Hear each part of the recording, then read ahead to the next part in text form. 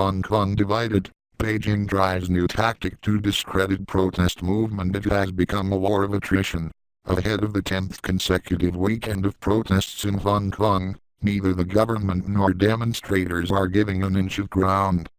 But a lot of the residents who find themselves caught between the two sides, their neighborhoods wrecked by tear gas, barricades and weekly violent clashes. Since June 9th, hundreds of thousands of Hong Kong citizens have come out to support the protests and voice their dissatisfaction with the city's government and its policies. As recently as last weekend, families and older citizens had joined rallies to show their support. But there has been concern over whether escalating acts of violence, including the trashing of Hong Kong's government headquarters, have undermined this backing.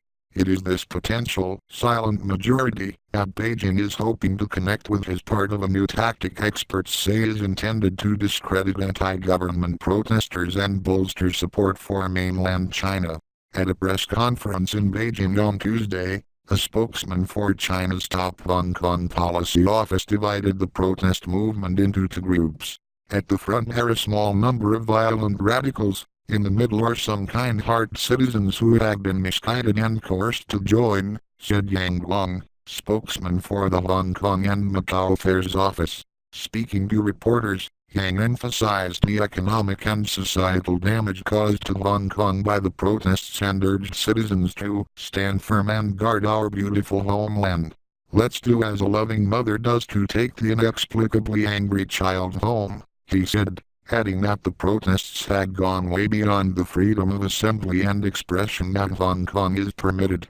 Although there is no clear indication that support for the demonstrators is wavering, experts said that the Chinese government will be hoping that the protesters' recent attacks on public property and transport systems, as well as their frequent clashes with police, will steadily estrange them from the rest of the city. They're appealing to the moderate, conservative middle-aged people, parents who are afraid of their kids breaking the law, getting arrested and ruining their futures, said Mong Gok, an associate professor of Hong Kong politics at the Chinese University of Hong Kong. Yet Ma said that while Beijing was attempting to tie the protests to radical separatist elements in the city, it was violence by police against demonstrators which was more damaging to public perceptions.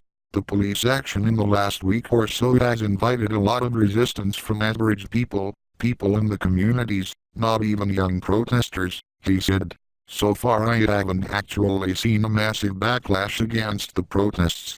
Yang Long, spokesperson for mainland China's Hong Kong and Macau Affairs Office, HKMAO, speaks concerning the ongoing protests in Hong Kong on August 6th. But the ongoing unrest is starting to hurt. In the past week the city's stock market has fallen to its lowest point in 8 months, dropping almost 10% in a month. Many average Hong Kong citizens invest in the stock market, and many more have their retirement funds tied to the Hang Seng Index. Members of the silent majority don't support the extradition bill, but nonetheless they want life to return to normal, said Lily Lan, an adjunct professor at the Chinese University of Hong Kong and a longtime analyst of Chinese politics, in reference to the no-sell bill that sparked that initial protests. He said Beijing thought that by stonewalling the protesters, they would become more frustrated and infuriated, leading to increasingly radical acts which the Chinese government hoped would estrange more and more Hong Kongers. Beijing hopes that eventually, after a few more weekends of bloody confrontation, public opinion may turn against the radical protesters, he said. Speaking on Tuesday, an official representative for the protest movement accused the police again of unnecessary violence and said the government is distorting the actions of demonstrators. The public seeks the government's direct response to the 5 major demands of the people, rather than blaming the civil movement for disturbing the economy, the statement said. But in its press conference later in the day, Beijing's Hong Kong and Macau Affairs Office focused squarely on the economic impact of the protests, making it clear the situation couldn't be allowed to continue.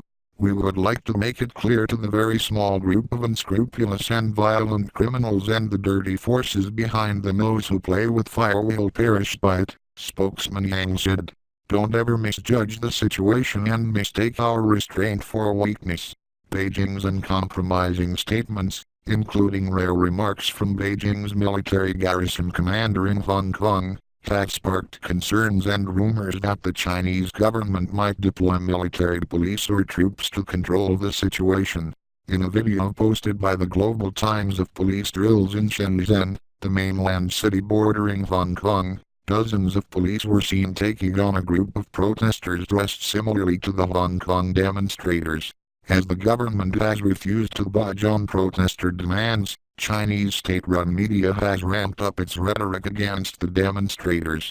It only worsened after Hong Kong protesters twice threw the Chinese national flag into Victoria Harbour in the major shopping district of Tsim Sha Tsui, provoking fury on the mainland. In an editorial Monday, state-run news agency Xinhua said, "The bottom line of one country, two systems brooks no challenge," referring to the special legal structure under which Hong Kong is governed.